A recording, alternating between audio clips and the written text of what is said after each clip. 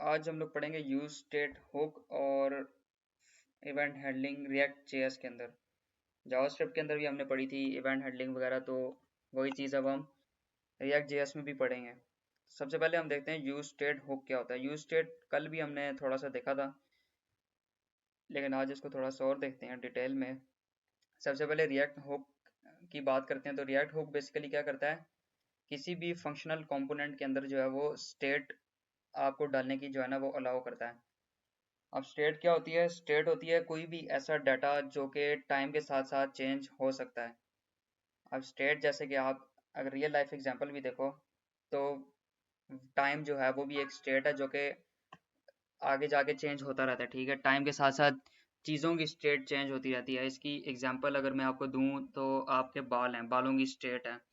आप आज अपने बाल कटवा लो, छोटे करवा लो, टाइम के साथ साथ उसकी स्टेट जो है वो क्या होती रहेगी? चेंज होती रहेगी। तो स्टेट जो है वो चीज़ होती है जिसका वक्त के साथ साथ जिसमें बदलाव आता रहता है।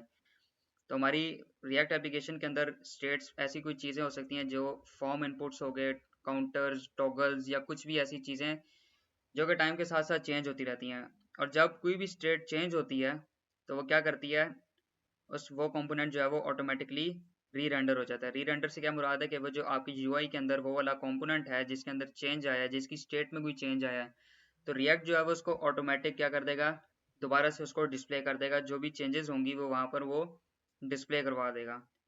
सिंटैक्स इसका हमने ऑलरेडी देख लिया है, लेकिन अब इसको दोबारा से देख लेते हैं। इसमें क्या होता है, सबसे पहले आप कॉन्स्ट का कीवर्ड लगाते हो, देन आप क्या करते हो, उस स्टेट का जो है ना वो वेरिएबल का नेम लिखते हो। यहाँ पर एरे वाली आप इसमें यहाँ ब्रैकेट्स लगाते हो, स्क्वायर ब्रैकेट्स इसको बोलते हैं। देन आपने स्टेट का नेम लिखना होता है, उसका एक सेटर फंक्शन लिखना होता है। अब आप इस स्टेट के अंदर जो भी चेंजेस लाओगे ना वो आप इस सेटर फंक्शन के थ्रू लाओगे। आप इस तरीके से, जिस तरह वेरिएबल्स में हम कर लेते थे कि ऊपर जो है वो वेरिएबल डिक्लेयर किया और नीचे उसको जो है ना वो दोबारा से रीडिफाइन कर लिया। मतलब ऊपर लिख दिया let name is equal to Fahad और नीचे मैंने name is equal to Qasim कर दिया। तो यहाँ पर आप ये काम नहीं करते। यहाँ पर आप क्या करते हो, उसका एक अलहदा से सेटर फंक्शन बनाते हो और सेटर फंक्शन ऑटोमेटिकली जो है ना उसके अंदर हम लोग वेरिएबल, उस स्टेट वेरिएबल के अंदर जो है ना वो चेंजेस या वैल्यू जो है वो स्टोर कर सकते हैं।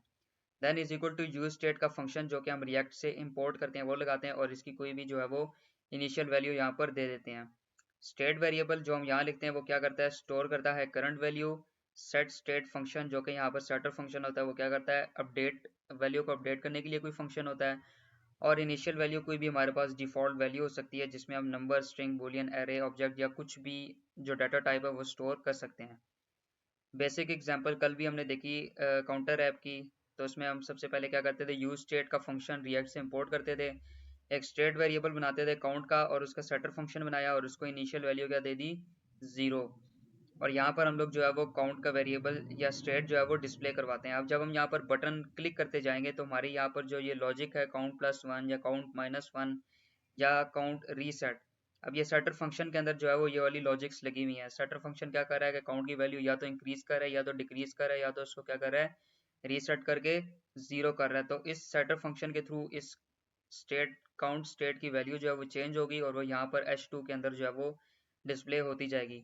और जैसे जैसे टाइम के साथ हम लोग इसको चेंज करते रहेंगे तो वैसे वैसे जो है वो हमारा कंपोनेंट के अंदर ये वाला हिस्सा जो है वो री रेंडर होता जाएगा। हमें ये चीज़ बढ़ती हुई या कम होती हुई दिखाई देगी, यानी इसके अंदर जो है वो चेंज आएगा।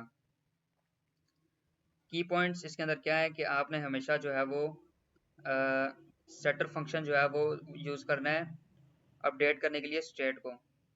और स्टेट जो है वो ऑटोमेटिक जो है ना वो री रेंडर कर देती है कंपोनेंट को। तो आपको जो है ना वो मतलब मैनुअली ये काम करने की ज़रूरत नहीं पड़ने पड़ती। उसके बाद जो मैंने ऊपर भी बताया कि जो स्टेट्स होती हैं उसको आपने डायरेक्टली कभी भी इस तरीके से अपडेट नहीं करना होता या उसके अंदर वैल्यू जो है ना वो स्टोर नहीं करनी होती कि काउंट इज इक्वल टू आपने काउंट प्लस वन कर लिया। हमेशा जो है वो यहाँ पर आपने सेटर फंक्शन का यूज़ करना है जो कि हम इसके साथ बनाते हैं और ये लाजमी है बनाना। ठीक है, ये आप ऐसा समझें सिंटैक्स का हिस्सा है। देन हमारे पास रिएक्ट के अंदर इवेंट हैंडलिंग आ जाती है। जिस तरह हम जावास्क्रिप्ट के अंदर क्लिक्स की, टाइपिंग की, होवरिंग की, फॉर्म सबमिशंस की जो यूज़र इंटरेक्शंस थे उसको हैंडल करते थे। कोई भी यूज़र जो है वो हमारी इस वेबसाइट के ऊपर कुछ भी इंटरेक्शन करता था, कुछ भी अपनी तरफ से इंपोर्ट देता था तो हम उसको जो है वो हैंडल करते थे जावास्क्रिप्ट के थ्रू। तो यहाँ पर रिएक्ट में भी हम लोग उसको हैंडल जो है वो करते हैं। HTML इवेंट्स के बिल्कुल सिमिलर होता है ये, लेकिन इसके अंदर हम लोग क्या यूज़ करते हैं, कैमल केस यूज़ करते हैं। कैमल केस क्या होता है कि हमारा पहला वर्ड जो है उसका पहला लेटर स्मॉल होता है, और जो दूसरा वर्ड होता है या इसके बाद जितने भी आने वाले वर्ड्स हैं उनके सबके पहले के लेटर्स जो हैं वो कैपिटल होते हैं। इसको बोलते हैं camel camel case naming convention. तो HTML इवेंट्स के अंदर हम सिंपल छोटा छोटा ही लिखते थे, जिस तरह यहाँ पर हैंडल क्लिक लिखा हुआ है तो ये हम लोगों ने कैमल केस के अंदर लिखा हुआ है, जबकि HTML में हम इसको हैंडल क्लिक छोटा छोटा ही लिख सकते थे स्मॉल लेटर्स में। रिएक्ट के अंदर आपको इसको कैमल केस में लिखना पड़ेगा, और ये जो है वो एज अ फंक्शन जो है वो पास होते हैं हमारे जो HTML के इवेंट्स होते हैं, जिस तरह ऑन क्लिक हो गया या दूसरे इवेंट्स हो गए, उसके अंदर हम लोग फंक्शंस पास करते हैं बेसिकली। इसकी सिंपल एग्जांपल ये है हमारे पास, ये हमने कंपोनेंट बनाया बटन एग्जांपल, और उस कंपोनेंट के अंदर ये एक फंक्शन है हैंडल क्लिक, जिसके अंदर हमारे पास क्या लॉजिक है, अलर्ट हो जाएगा बटन वॉज क्लिक, यानी मतलब जब वो बटन पे क्लिक करेंगे तो हमारे पास एक अलर्ट आ जाएगा बटन वॉज क्लिक। और हम यहाँ रिटर्न क्या करें, HTML बटन एक बनाया जिसके अंदर हमने कैमल केस के अंदर लिखा ऑन क्लिक। अब अगर ये HTML होती तो यहाँ पर ये सिंपल इस तरीके से लिखा होता, सी छोटा होता, लेकिन रिएक्ट है चुके यहाँ पर कैमल केस यूज करेंगे ऑन क्लिक, और यहाँ पर हम लोग जो है वो फंक्शन को जो है वो पास कर रहे हैं, अपना ये वाला हैंडल क्लिक वाला फंक्शन जो है वो यहाँ पर पास कर रहे हैं। तो जैसे ही हम इसको प्रेस करेंगे तो यहाँ पर ये वाला अलर्ट जो है वो चल जाएगा। HTML से इसके अंदर क्या डिफरेंसेस हैं, सबसे पहले डिफरेंस तो यही है कि यहाँ पर कैमल केस हमने यूज़ किया है, और यहाँ पर हम लोगों ने कर्ली ब्रेसेस जो है ना वो यूज़ नहीं किए। जबकि रिएक्ट के अंदर हमें कर्ली ब्रेसेस जावास्क्रिप्ट की जितनी भी एक्सप्रेशंस होंगी वो कर्ली ब्रेसेस के अंदर हम लोग डालेंगे। और ये हम लोग एज अ रेफरेंस जो है वो पास करते हैं, एज अ स्ट्रिंग नहीं पास करते हैं। यहाँ पर आप देख सकते हो हमने डबल कोटेशंस लगाई हैं, जबकि यहाँ पर हमने डबल कोटेशंस नहीं लगाए, इसको फंक्शन को एज अ रेफरेंस जो है वो पास कर दिया है। इसकी एक सिंपल सी एग्जांपल ये है कि इनपुट इवेंट, यानी हम कुछ भी इवेंट इनपुट करें अपने वेबसाइट के ऊपर, तो वो ऑन चेंज का जो है ना वो वहाँ पर फंक्शन लगता है। तो वो कैसे होता है, सबसे पहले हम लोगों ने एक स्टेट बनाई टेक्स्ट, और उसका सेटर फंक्शन बना लिया सेट टेक्स्ट, जिसको हमने इनिशियलाइज किससे किया, एम्प्टी स्ट्रिंग से। देन हमने हैंडल चेंज का एक फंक्शन बनाया जिसके अंदर हमने एक इवेंट का आर्ग्यूमेंट पास किया। इवेंट का आर्ग्यूमेंट क्या करेगा, बेसिकली उस इनपुट के अंदर जो वैल्यू है हम उसको एक्सेस करने के लिए यहाँ पर इवेंट का जो पैरामीटर है उसको करेंगे पास। सेटर फंक्शन के अंदर हम लोग बेसिकली क्या सेंड करेंगे यहाँ पर, E dot target dot value, यानी जो जिस इनपुट पर ये इवेंट फायर हो रहा है उसकी वैल्यू जो है ना वो निकाल के टेक्स्ट के अंदर डाल दो। तो सेटर फंक्शन जो है बेसिकली यहाँ से उसकी इनपुट की वैल्यू को उठा के इस टेक्स्ट के अंदर जो है वो सेट कर रहा है। देन जब हम इनपुट बनाएंगे तो उसके अंदर जो वैल्यू होगी उसको हम इक्वल कर देंगे टेक्स्ट के, और यहाँ पर जो ऑन चेंज का यहाँ पर इवेंट होगा, यानी जैसे ही ये चेंज होता जाएगा इसके अंदर हम कुछ भी लिखते जाएंगे तो यहाँ पर हम लोग हैंडल चेंज की फंक्शनैलिटी लगा देंगे। यानी यहाँ पर हम फंक्शन पास कर देंगे हैंडल चेंज का, मतलब यहाँ पर हम कुछ भी लिखते जाएंगे तो वो क्या करेगा, इसकी इस वैल्यू के अंदर वो वाली चीज़ जो भी हम इनपुट दे देंगे वो स्टोर कर देगा, और एट द एंड वो हम लोग यहाँ पर डिस्प्ले करवा देंगे। ऑन चेंज क्या करता है कि जैसे ही यूज़र टाइप करता है इनपुट में कुछ भी, तो वहाँ पर ये फायर हो जाता है ऑन चेंज का फंक्शन, यानी वो चल जाता है। ए डॉट टारगेट डॉट वैल्यू क्या करती है, करंट इनपुट की वैल्यू देती है, और स्टेट्स टेक्स्ट जो है वो इनपुट को स्टोर करता है। देन ये एक एग्जांपल है combining use state plus event handling. इसमें हम लोग क्या कर रहे हैं बेसिकली कि एक बटन बनाया, कंपोनेंट बनाया टॉगल बटन का, जिसके अंदर हमने एक स्टेट बनाई इज ऑन, और उसको फिर सेटर फंक्शन एक बना दिया, और उसके अंदर हम लोगों ने बूलियन वैल्यू स्टोर कर दी। देन हैंडल टॉगल का एक फंक्शन बनाया, और हम जो बेसिकली क्या कर रहे हैं कि स्टेट्स को फ्लिप कर रहे हैं, यानी फॉल्स कर रहे हैं ट्रू कर रहे हैं, ट्रू कर रहे हैं फॉल्स कर रहे हैं सेटर फंक्शन के थ्रू। अब यहाँ पर बटन लगाया और उसके अंदर हमने क्या लगा दिया, ऑन क्लिक, और यहाँ पर ये वाला फंक्शन जो है वो पास करवा दिया।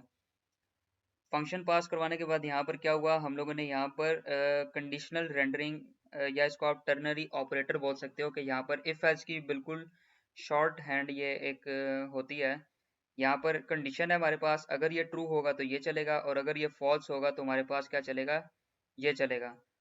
तो इज ऑन की कंडीशन जब ये चेक, अच्छा इसका सिंटेक्स क्या होता है, यहाँ पर सबसे पहले कंडीशन के आगे क्वेश्चन मार्क लगता है, और यहाँ पर जो जो दो ये वाले हमारे पास कंडीशंस के बाद जो ब्लॉक्स होते हैं जो चलने होते हैं, एग्जीक्यूशन होने होते हैं ट्रू या फॉल्स होने की सूरत में, उसके दरम्यान में हम यहाँ पर क्या लगाते हैं, कॉलन लगाते हैं। ये हमने टर्नरी ऑपरेटर जो है वो उसके अंदर पढ़ा था, जावास्क्रिप्ट के अंदर पढ़ा था, तो इसका सिंटेक्स आपको पता होगा। तो कंडीशन क्या है, अगर ये ट्रू होगा तो ये ऑन चल जाएगा, अगर ये फॉल्स होगा तो हमारे पास क्या हो जाएगा, ऑफ चल जाएगा। और ये चलेगा नहीं, सॉरी ये बटन है, चूंकि इसके अंदर हम लोग ये टेक्स्ट में जो है ना, ये आप देख सकते हो इसके यहाँ डबल क्लिक लगा हुआ है, तो हम लोग यहाँ पर बेसिकली क्या कर सकते हैं, ये स्ट्रिंग में as a input as a string जो है ना वो हमारे पास यहाँ पर डिस्प्ले हो जाएगी बटन के ऊपर, यानी जब हम इस पे क्लिक करेंगे तो ये ऑन का यहाँ पर आ जाएगा, लिखा आ जाएगा, दोबारा क्लिक करेंगे तो यहाँ पर ऑफ लिखा आ जाएगा। इसके अंदर हम और भी कर सकते हैं, और भी यहाँ पर कुछ चीज़ें लिख सकते हैं, जैसे अगर मैं चाहता हूँ कि कोई ऐसा कंपोनेंट है जो यहाँ पर मेरे बटन क्लिक करने पे डिस्प्ले हो, या बटन क्लिक करो तो वो ऑफ हो जाए, तो वो भी हम लोग यहाँ पर कर सकते हैं। इसके अंदर क्या है, यूज स्टेट हम लोगों ने यूज़ किया बूलियन वैल्यू स्टोर करने के लिए, और ऑन क्लिक जो है वो हैंडल टॉगल को कॉल करने के लिए यूज़ कर रहे हैं, और बटन लेवल जो है वो यहाँ पर डायनामिकली हमारी स्टेट के ऊपर जो है वो चेंज हो रहा है। देन यहाँ पर हमारे पास कुछ और एग्जांपल्स हैं, जैसे कि चेंज थीम है, dark light, dark mode, light mode. इसके अंदर हम क्या करें, ये हमने कंपोनेंट बनाया थीम स्विचर का, यहाँ पर स्टेट बनाई, और यहाँ पर एक फंक्शन बनाया टॉगल थीम का, जिसके अंदर हम लोग सेट डार्क मोड को या तो ट्रू कर रहे हैं या तो क्या कर रहे हैं, फॉल्स कर रहे हैं, यानी इनकी स्टेट्स को जो है वो फ्लिप कर रहे हैं। देन यहाँ पर हमने एक CSS लिखी रिएक्ट के अंदर, और यहाँ पर हमने क्या किया, बैकग्राउंड कलर को, अब यहाँ पर हमने अगेन कंडीशनल जो है ना वो रेंडरिंग यूज़ किया है, कि डार्क मोड अगर ट्रू है तो ब्लैक हो जाए, अगर फॉल्स है तो वाइट हो जाए। यहाँ पर कलर के अंदर भी डार्क मोड अगर ट्रू है तो वाइट हो जाए, ब्लैक हो जाए, और यहाँ पर सिंपल कुछ और जो है वो सेटिंग्स हम लोगों ने स्टाइल के अंदर की हैं। ये डार्क मोड वाला मैंने जावा स्क्रिप्ट के थ्रू किया हुआ है, अच्छा, जावा के थ्रू। जी, मैंने तीन मुझे एक चार मिनट देना, चीज़ें बहुत सारे। जी जी। एक मिनट, एक मिनट।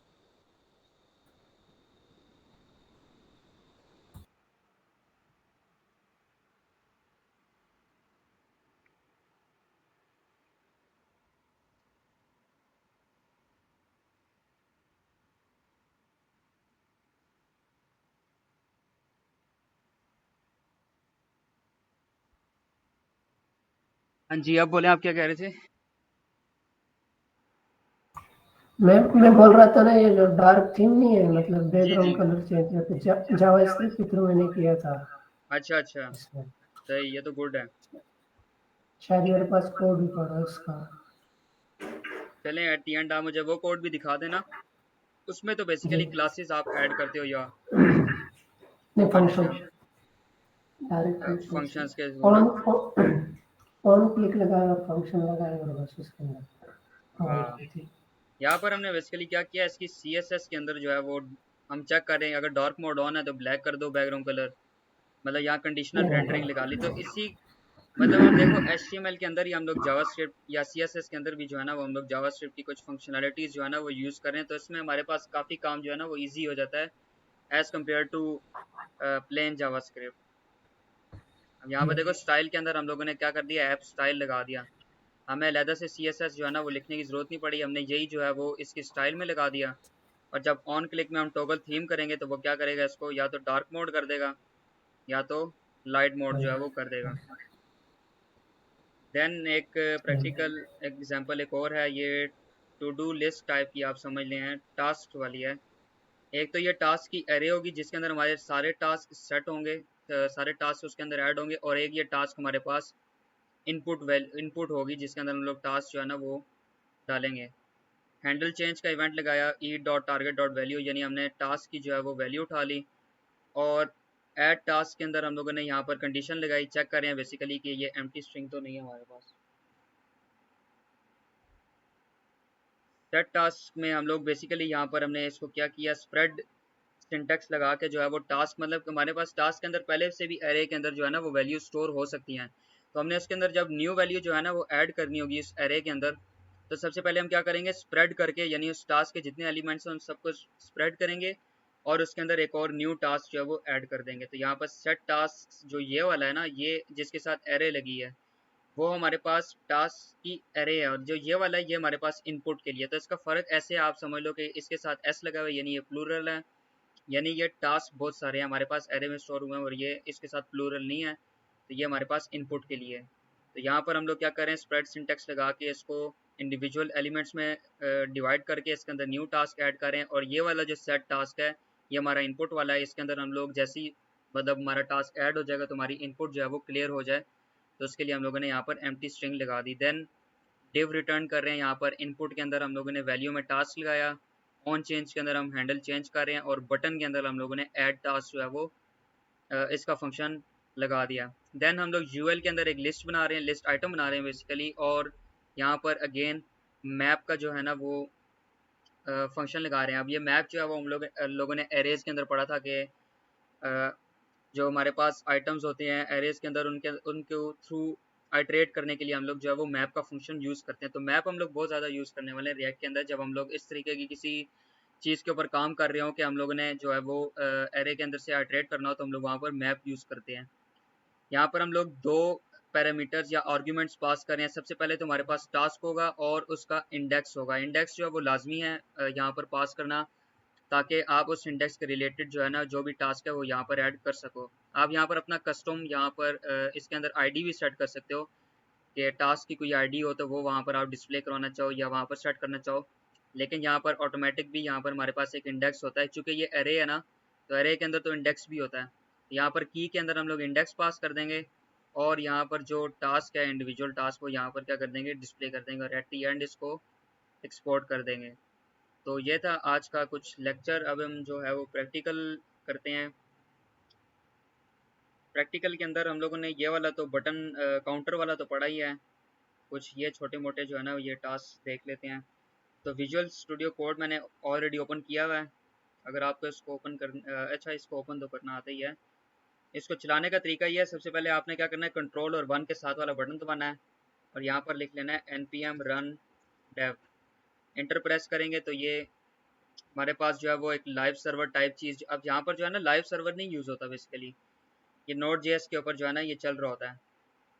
तो आप ऐसे समझ लें कि लाइव सर्वर टाइप की चीज़ हमारे पास यहाँ पर चल रही है। देन आप क्या करोगे, अगर आपने कंट्रोल प्लस क्लिक इसके ऊपर करोगे तब भी आपका ओपन हो जाएगा, वरना आपने सिंपल क्या करना है, ओ लिखना है और इंटर दबा देना है, तो ये आपके पास ब्राउज़र में जो है वो चल पड़ेगा।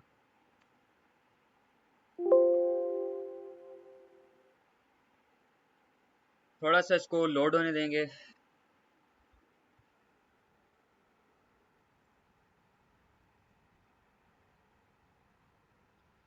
अच्छा, जितनी देर में ये लोड होता है ना, मैं क्या करता हूँ यहाँ पर इसको करता हूँ बंद। यहाँ पर हम लोग एक न्यू कंपोनेंट बनाते हैं, बल्कि सारे कंपोनेंट को ना उड़ा देते हैं। इसको बिल्कुल क्लियर करते हैं, यहाँ से CSS भी जो है वो रिमूव करते हैं। और यहाँ पर हम लोग क्या करेंगे, कल भी मैंने बताया था कंपोनेंट जब बनाते हैं तो उसके अंदर हम क्या लिखते हैं, RAFCE, जिसके लिए हमने एक एक्सटेंशन डाउनलोड की थी React ES6 ES7 वाली, ठीक है। वो प्रीवियस लेक्चर में मैंने इंस्ट्रक्शन बताई हुई है, तो आप वो देख कर डाउनलोड कर सकते हो। जो कि हमारे पास इस तरीके से ये शॉर्ट, जब आप शॉर्ट तरीके से इसको लिखते हो एंटर प्रेस करते हो तो हमारे पास ऑटोमेटिक जो है वो कुछ चीज़ें आ जाती हैं। यहाँ पर हमारे पास एक कंपोनेंट जो है वो ऐप वाला बन गया है। अब इसके अंदर हम क्या करेंगे, एक अपने पास जो प्रैक्टिकल एग्जांपल जो भी है बटन क्लिक वाली, अब मैं इसके अंदर एक बटन क्लिक वाली छोटी सी एग्जांपल देख लेता हूँ। फंक्शंस रिटर्न के अंदर हम लोग हमेशा जो है ना वो HTML लिखेंगे। इसके ऊपर जावास्क्रिप्ट जो आपने लिखनी होगी वो रिटर्न की स्टेटमेंट के ऊपर लिखोगे। तो मैं यहाँ पर क्या करूँगा, एक फंक्शन बनाऊंगा और इसको मैं नाम दे दूंगा अलर्ट मी। अलर्ट मी के ऊपर क्लिक करने से क्या होगा, अलर्ट चल जाएगा जिसके ऊपर हमारे पास आ जाएगा बटन वॉज क्लिक्ड। अब यहाँ पर एक बटन बनाऊंगा और इस बटन के ऊपर अब यहाँ पर अगर हम HTML के अंदर होते हैं तो ऑन क्लिक हम लोग ऐसे लिख लेते हैं, लेकिन रिएक्ट के अंदर आपने ऐसे नहीं लिखना है। रिएक्ट के अंदर आपने कैसे लिखना है, यहाँ पर C इसका बड़ा रखेंगे और यहाँ पर आपने इसको पास कैसे करना है, कर्ली ब्रेसेस लगानी है, और जो हमारे पास फंक्शन का नेम है वो आपने यहाँ पर ऐसे पास कर देना है, और यहाँ पर हम लिख देंगे क्लिक मी। अब इसको हम सेव करेंगे, यहाँ पर आएंगे वापस, तो हमारे पास ये बटन की styling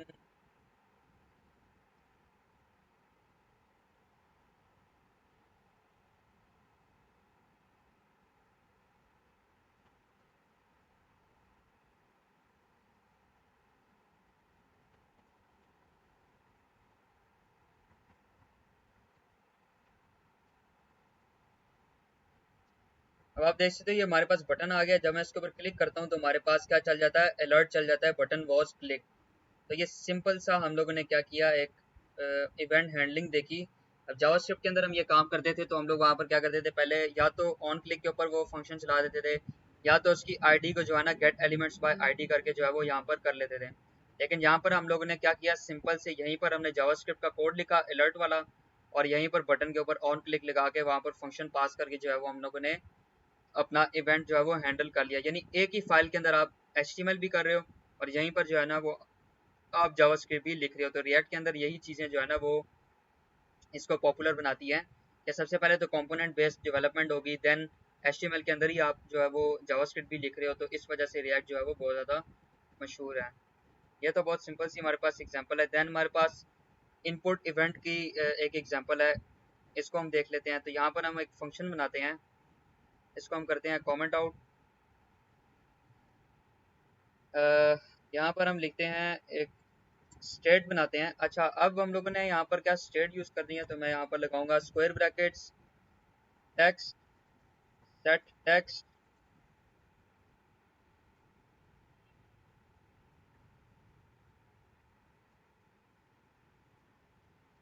is equal to use state, और यहाँ पर हम इसकी इनिशियल वैल्यू क्या कर देंगे, एम्प्टी स्ट्रिंग कर देंगे। यहाँ से रिएक्ट वाली इंपोर्ट स्टेटमेंट हटा देंगे क्योंकि अभी हमें रिएक्ट का कुछ भी नहीं चाहिए, हमें यूज स्टेट चाहिए सिंपल। और अब हम लोग जो है वो एक फंक्शन बनाएंगे हैंडल चेंज का। यहाँ पर हम इसको दे देंगे हैंडल चेंज। यहाँ पर हम एक पैरामीटर पास करेंगे ई, और यहाँ पर क्या करेंगे, सेट टेक्स्ट के अंदर क्या कर देंगे, E dot target dot value. यानी इनपुट के अंदर हम जो भी वैल्यू लिख रहे हैं उसको क्या कर दो, टेक्स्ट के अंदर सेट कर दो। यहाँ इसके अंदर हम पैरेंथेसिस लगाएंगे और इसको करेंगे कमेंट आउट।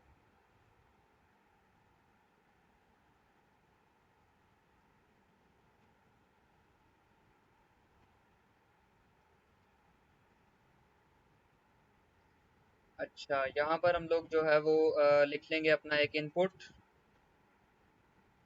हमारे पास टाइप होगी टेक्स्ट, इसकी वैल्यू जो है वो हम लोग कर लेंगे, जो हम लोगों ने ये स्टेट लगाई है टेक्स्ट। और यहाँ पर हम लोग ऑन चेंज के इवेंट के अंदर हम लोग क्या कर देंगे, हैंडल चेंज जो है वो लगा देंगे। इसी के नीचे हम एक पैराग्राफ भी लगाएंगे और वहाँ पर लिख देंगे जो text is equal to text. अभी हमारे पास एरर दे रहा है क्योंकि हम लोगों ने इसको फ्रैगमेंट्स के अंदर नहीं लिखा, क्योंकि रिटर्न के स्टेटमेंट के अंदर हम लोग कोई एक ही जो है वो यहाँ पर हमारे पास जो HTML का एलिमेंट है वो हम सेंड कर सकते हैं रिटर्न के अंदर, मतलब कि कोई एक ही चीज़ जो है ना वो रिटर्न होती है। तो मल्टीपल आइटम्स रिटर्न करने के लिए हम लोग यहाँ पर इस तरीके से फ्रैगमेंट लगाएंगे, इसको फ्रैगमेंट बोलते हैं। अब ये हमारे पास एक ही चीज़ बन गई है, यानी इस फ्रैगमेंट के अंदर जितनी भी आप आइटम्स डाल दो वो तो आपकी मर्जी है, लेकिन रिटर्न की स्टेटमेंट इसको एज अ होल जो है ना ट्रीट करेगी। तो इसके अंदर आपने जो है ना वो अपनी सारी चीज़ें लिखनी है।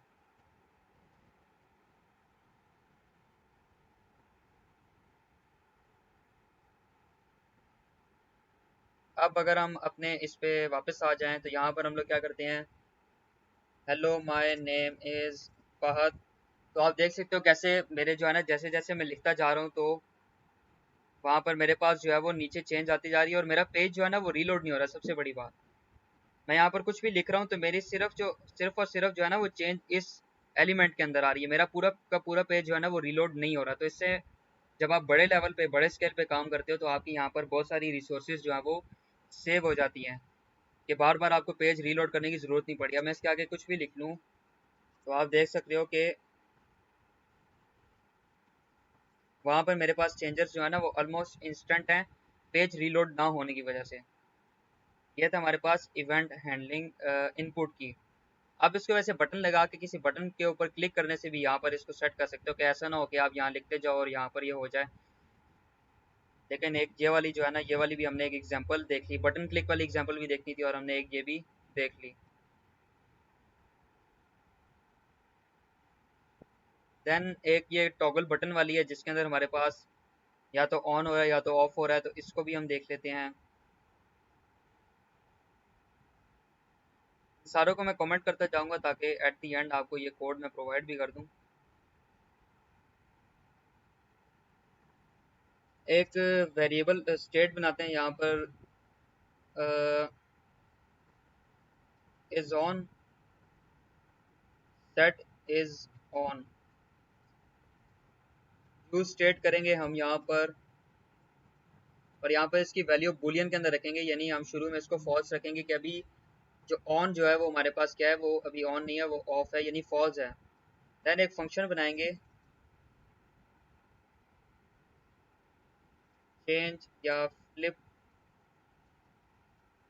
Flip state. इसके अंदर हम क्या करेंगे, सेट इज ऑन को, या हम सिंपल, अच्छा नहीं, हमने जो है ना वो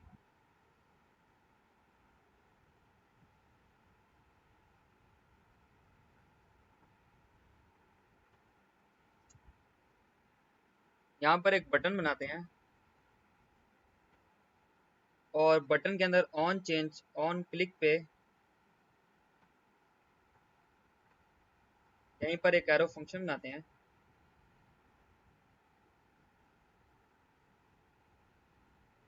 सेट इज ऑन, और इसके अंदर हम बेसिकली क्या करेंगे, इस ऑन की वैल्यू को फ्लिप कर देंगे। इसके टेक्स्ट के अंदर हम यहाँ पर कंडीशनल रेंडरिंग लगाएंगे, यानी टर्नरी ऑपरेटर का यूज करेंगे। अब यहाँ पर अगर इज ऑन हमारे पास क्या हो, ट्रू हो, तो इसको ऑन कर दो, या तो इसको ऑफ कर दो।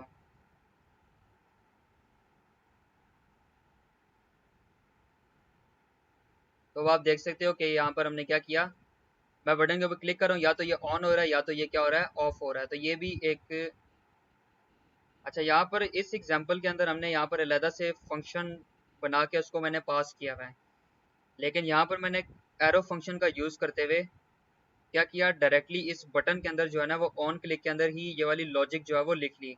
अब ये इसके अंदर लिखने की क्या जरूरत पड़ी हमें, क्योंकि ये बहुत सिंपल सी लॉजिक थी, इसके लिए अलहदा से हमें इतना बड़ा फंक्शन जो है ना वो बनाने की ज़रूरत नहीं पड़नी थी। तो मैंने इसी के अंदर जो है वो एरो फंक्शन लगाया, और यहाँ पर सेट इज़ ऑन की वैल्यू या तो ट्रू कर दी या तो फॉल्स कर दी, क्योंकि यहाँ पर हमारे पास सेटर फंक्शन ऑलरेडी अवेलेबल है। देन उसके नीचे यहाँ पर कंडीशनल रेंडरिंग के थ्रू या तो वो ऑन हमें डिस्प्ले करवा रहा है, या तो ऑफ डिस्प्ले करवा रहा है। उसके बाद ये नीचे भी कुछ प्रैक्टिकल एग्जांपल्स हैं बड़ी वाली, तो इसमें एक चेंज थीम वाली मैं आपको बता देता हूँ। नेक्स्ट जो है ना वो आप कोशिश करिए कि करेगा कि आप खुद इसकी प्रैक्टिस करें। अ,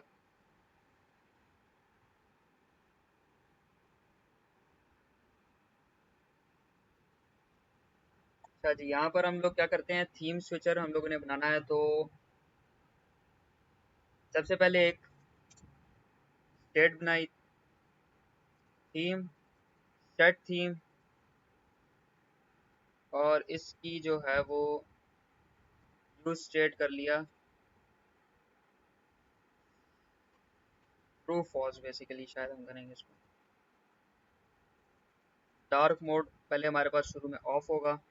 देन एक फंक्शन बनाएंगे ऐप स्टाइल, या नहीं फंक्शन नहीं, सॉरी, वेरिएबल बनाएंगे const app style is equal to, अब सी एस एस लिखने के लिए हम लोग इसको लिखेंगे ऑब्जेक्ट के अंदर, तो यहाँ पर हम बैकग्राउंड कलर, जिस तरह जावास्क्रिप्ट के अंदर हमारे पास कैमल केस होता था, सिमिलरली यहाँ पर भी हमने कैमल केस यूज करना है। और बैकग्राउंड कलर की क्या प्रॉपर्टी होगी हमारे पास, या तो डार्क मोड, अगर सॉरी थीम जो है वो ट्रू है, तो कलर जो है वो बैकग्राउंड का क्या कर दो, ब्लैक कर दो, या तो फिर इसको वाइट कर दो। और हमारे पास नेक्स्ट यहाँ पर जो टेक्स्ट का कलर होगा वो, यहाँ पर कॉमा लगाना मत भूलना, क्योंकि ये ऑब्जेक्ट्स के अंदर आप इसी तरीके से लिखते हो। थीम डार्क होगी तो ब्लैक, वरना वाइट। सिंपल सा हम लिखेंगे यहाँ पर, और यहाँ पर एक डिव बनाते हैं जिसके स्टाइल के अंदर हम क्या कर लेते हैं, ऐप स्टाइल जो है ना वो लिख लेते हैं। इसके अंदर एक बटन बनाते हैं। ऑन क्लिक के अंदर हम क्या करेंगे, एरो फंक्शन लगाएंगे और इसके अंदर जो है वो सेट थीम को फ्लिप करते रहेंगे, थीम की वैल्यू को। कंडीशनल रेंडरिंग लगा लेंगे। थीम ट्रू होगी तो डार्क मोड ऑन, फॉल्स होगी तो डार्क मोड ऑफ।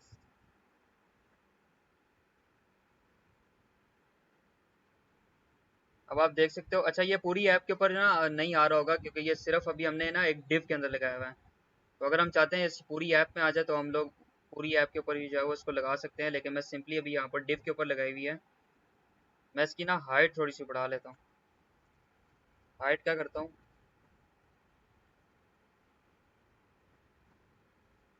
100 VH कर लेता हूँ।